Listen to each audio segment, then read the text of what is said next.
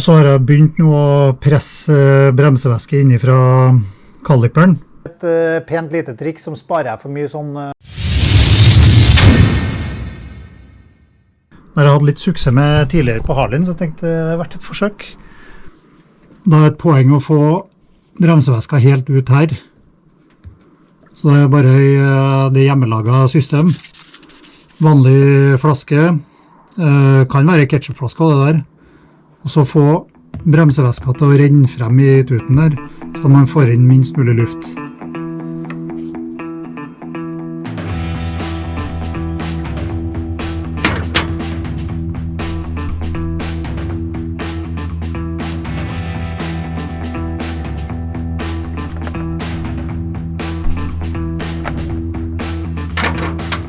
Så åpner jeg ventilen, eller nipperen.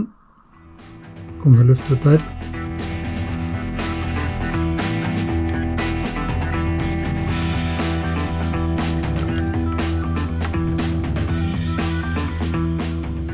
Åpner den, og så klemmer jeg på flaska.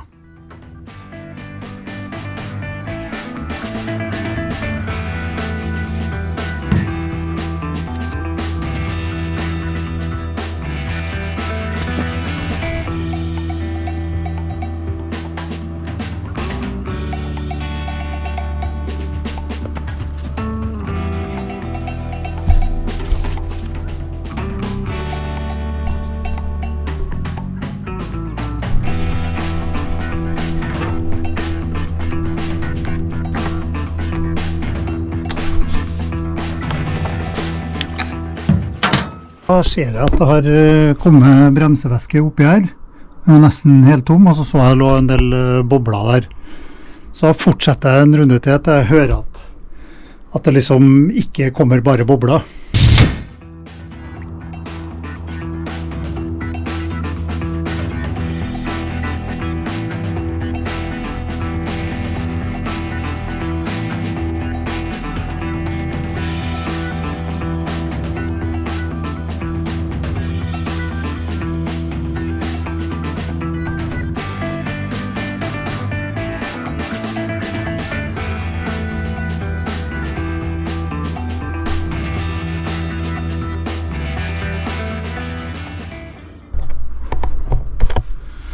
Da er det på tide å begynne med den gode gamle pumpeøvelsen og se om man får litt trykk i sylinderen her.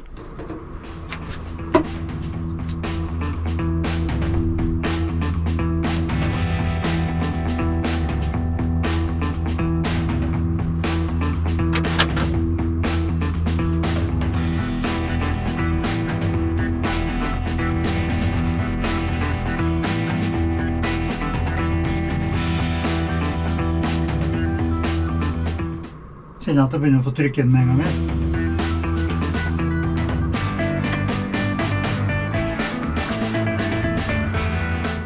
Da kom det bare 2 luftbobler.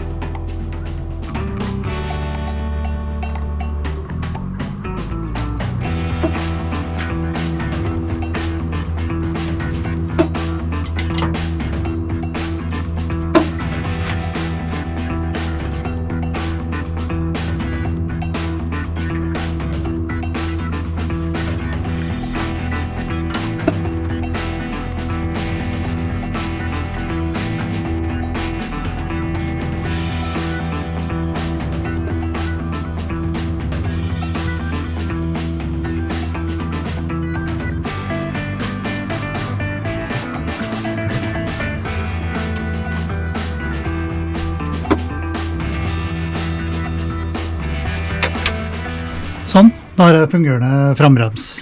Så det der trikset med å ha noe å trykke det opp fra kaliperen gjør at du slipper å holde på mye,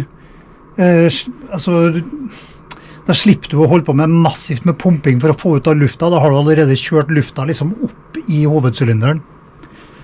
Et triks der du kan bruke en ketchupflaske rett og slett. Så håper du har bruk for det tipset.